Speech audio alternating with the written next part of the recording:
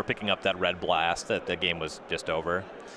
They had to be concerned about time, so conceding there was a couple turns of play technically left, but I believe that was a wise concession if you want to actually finish the match. Players, actually looks like a little bit of a re-sideboard here from Noah. They're going to get underway for a second game. Oliver doing the same. Over StarCityGames.com, we have our weekly sale. This is over on our store, a different item on sale every week. So for this week, we've been having 10% off all legendary cards. And I hear there might be some legendary cards that are actually very good in Legacy right now. Specifically Leovold, along with just any card which is legendary. That's been on sale all week and will continue all the way through today. So head on over to the store to check out that deal. And also tomorrow morning at 11 a.m. Eastern, we'll start next week's sale. So head on over and find out the next thing we have. That's on StarCityGames.com. That Japanese Sliver Queen looks nice. Have you played the Flashback Gauntlet at all? I haven't had a chance to play that yet. Actually, of these cards, the only one I've never registered is Sliver Queen. Okay. Played Corlash in Old Standard. I got the Godzilla deck last time I played the Gauntlet, and I thought it was probably the worst deck in the Gauntlet, but actually in 3 rounds I only lost to the Mirror. I just beat one of the mono blue decks somehow, which seemed impossible on paper. So Sliver Queen, it's a 5 mana 7/7 that for 2 mana makes a sliver? Yep. Frequently featured in Sliver Commander decks, not as the commander, because Sliver Overlord can tutor for any Sliver. So you just put want that to be the commander, and then you get Sliver Queen with exactly. it. Sliver Overlord, great in the Sliver Mirrors. It's not, right, it also steals Gain slivers. Control of target Sliver, yeah. Sliver Mirror is about the worst matchup in Magic that there is. It's great. You just want the... You want to draw the new slivers, the predator slivers, because the ones that only pump your own. That's so rude. That's. I think if you're playing the Sliver Mirror, you have to house rules those to affect everyone. I mean, really, you just want to draw Sliver Overlord and be the only person that controls it. Unless there's a crystalline sliver in play, and then it doesn't matter. And all bets are off. And it's all about the predator slivers. I always liked it in Time Spiral that Venser's Sliver was this 5 mana 3/3 with that was it. It's an artifact creature, but it was really great because its starting power toughness was bigger. It's a throwback to Metallic Sliver. Right. 1 mana, 1/1. Right, but no matter if you're playing the Slivers draft deck. Yeah, 3/3 is bigger than 1/1. My Slivers will always be bigger than yours because he starts out bigger. Whereas Metallic Sliver just fills out your mana curve. So now there's a lot of 1 mana stuff that's good. You can get First Strike Flying. Gale Rider Sliver, Plated Sliver. Yeah, Plated Sliver is a good one. Sidewinder Sliver, you can get flanking. All right. Game 3, Noah Walker back on the play here in our 4-color mirror. This is in the 8-2 bracket. We're looking at 12-3 to make top 8. So not an elimination match yet between the players, but certainly a match that would help them to win. Deathrite Shaman, the start for Noah Walker. It looks like Oliver's hand contains a lightning bolt for the Shaman if he wants it. He also just picked up Leovold for the turn. And he'll keep things even, bolting down the Deathrite Shaman. No dazes in either of these decks, so he doesn't have to worry about a tempo game out of Noah. In the way that these decks play out and the way that the clock is assembled, Daze would very well be a card that they would sideboard out anyway. Especially given the fact that they're not Wasteland decks. No, we're going to rebuild after the lost Deathrite Shaman. Turn 2, he main phases a Brainstorm.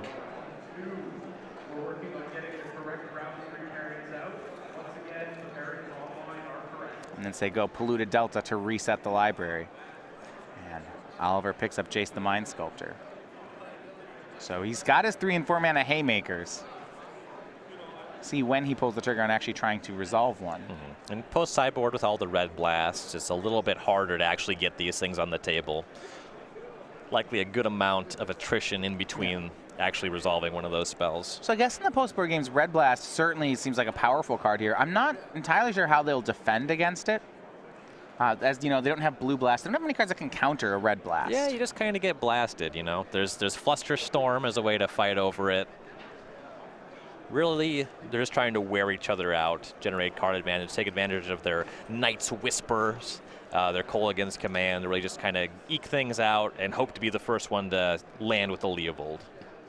Oliver tries his own Deathrite Shaman to get ahead on mana, and Noah's ready with a Fatal Push. Third land from Noah. And I believe Noah also has a Leovold in hand. He's just not going to run it out on turn 3 because if it just gets countered, that's pretty bad for you. Right, so yeah, Oliver had the Volcanic Island up, so the danger of going for Leovold there would be that Oliver would counter with a Red Blast and then play his own Leovold. Yep. Both players here in similar situations. And Noah missing land 4. A lot of times in the control mirrors, we'll see the first player to miss a land drop is the player who has to take the more aggressive role. We'll see if he does just that. And the deck is very much geared where you want to be the control in the mirror, to be sure. Now, if somehow Oliver floods out from here, that'd be great if Noah's taking an aggressive role. You just have access to more actual cards. Oliver's going to try to seize them on the missing land drop. He goes for a 4th land, casts Leovold, and leaves up Volcanic Island, representing either Flusterstorm or a Red Elemental Blast. Noah's going to use Counterspell proper on the Leovold. You see from Oliver, despite having the Red Blast, he is not going to fight over that. Yep, if he Red Blasts and tries to save his Leovold, Noah still has access to Red Blast, which could counter Oliver's Leovold. And if from there Noah just casts his own Leovold, well, then Oliver's in a very bad spot. Yeah, the interaction here is that the Red Blasts can counter Leovold, but they can't counter the other blasts. Right. So they're these like uncounterable counter spells for 1 mana. They're really changing how both players are playing. Yes. You see Noah tries for his own Leovold. Oliver ready with the counter.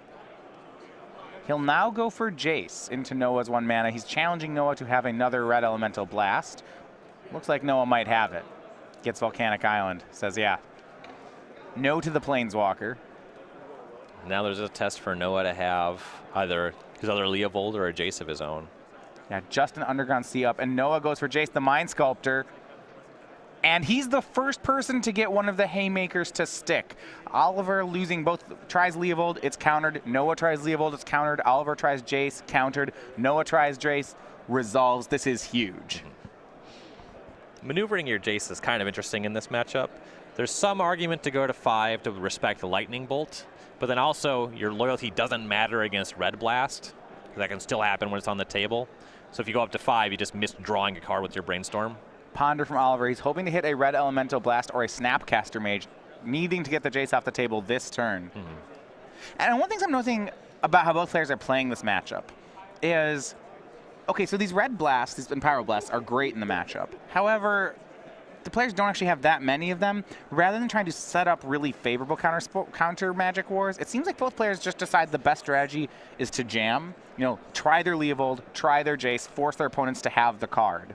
And in this situation, Noah had it when Oliver didn't.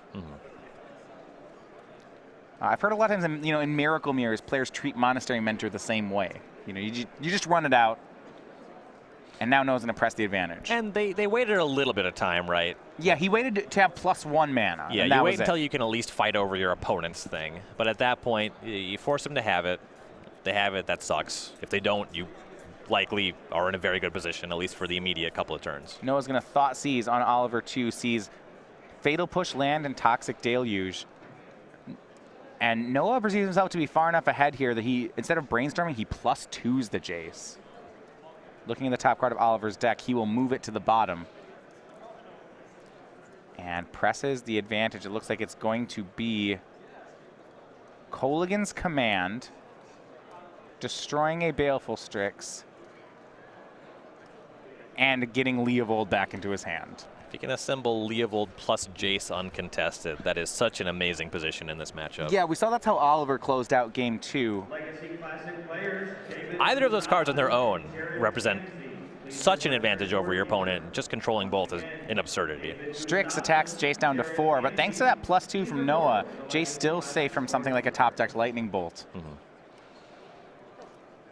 If Noah can answer the Strix, he can attack it with Strix and then bolt it. Well, he'll go for Night's Whisper here.